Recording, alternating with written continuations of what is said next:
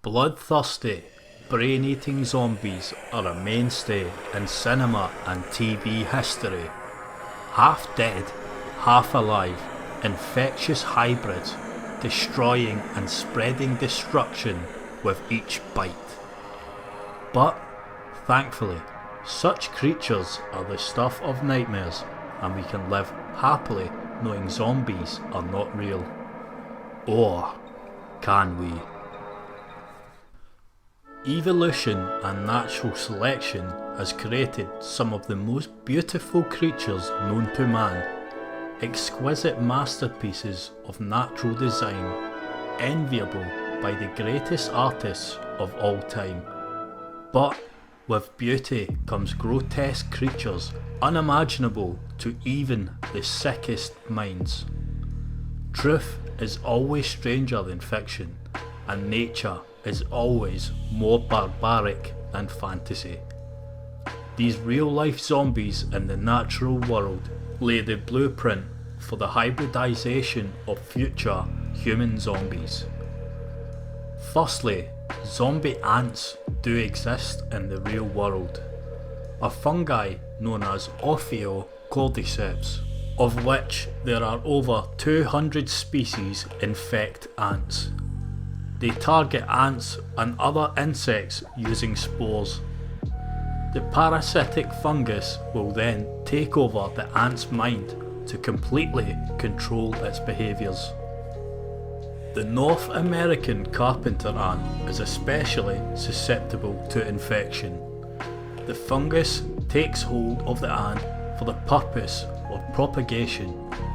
As stated by Medical News Today, the ant's muscle fibres are completely controlled by the fungus. This means the ant is forced to move at the behest of the fungus. The fungi forces the ant to climb to the top of elevated vegetation, where it will then remain static until it dies. This is so that the controlling fungus can grow out of the ant and release its spores with the maximum spread possible. Then we have spider zombies.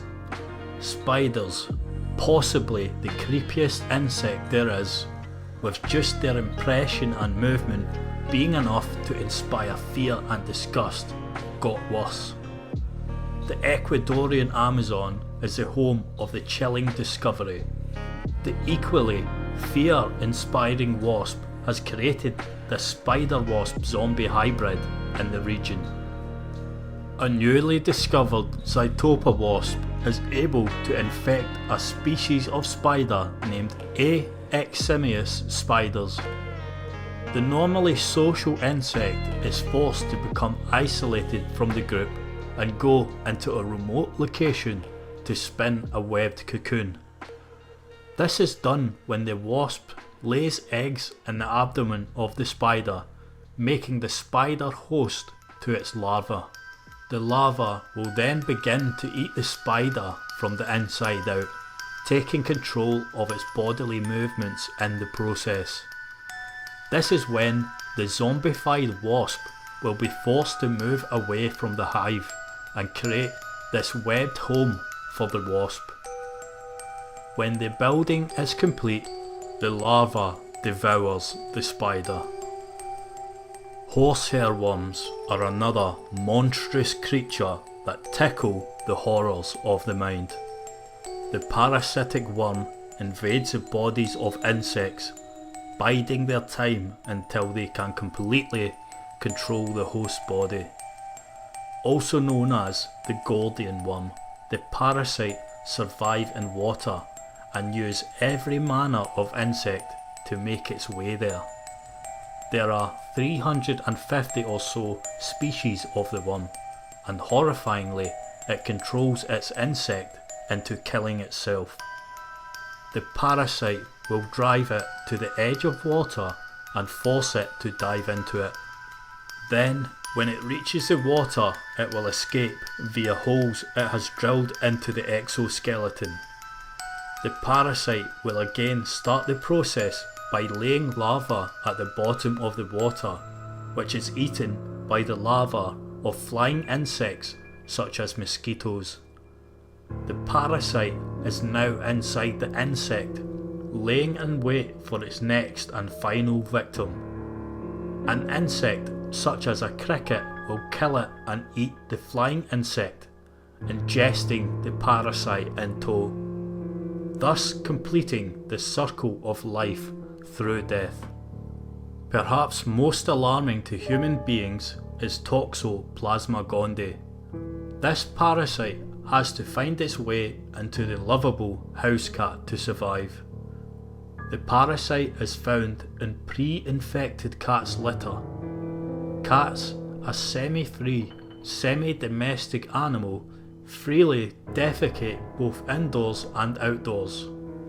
This is where the first target can be found: rats and mice.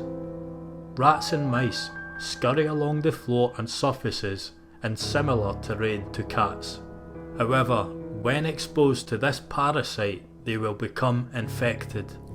In order to survive and complete the life cycle, the parasite then needs to find its way back into the cat's intestines. This is when the parasite will manipulate the very emotions of the rodent. It alters its brain code and makes it fearless towards cats. In fact, they are even aroused by the scent of a cat's urine and actively go towards it. This obviously means they are more likely to be caught and eaten by the cat, where the process begins again. Strikingly, however, there is a cross effect in humans. It seems the crazy cat lady stereotype has some truth to it. Cat owners have been shown to participate in riskier, more dangerous behaviours. For instance, according to Calgary Vision Centre, the parasite can make people more suspicious, more jealous, and have a higher chance of developing schizophrenia, bipolar disorder, or committing suicide. It is also estimated that infected humans are 2.65 times more likely to die in a car accident. Alarmingly, around 30 to 50% of the planet is already contaminated. Business Insider has also shown that those infected are more likely to become entrepreneurs, a career path rife with psychopaths.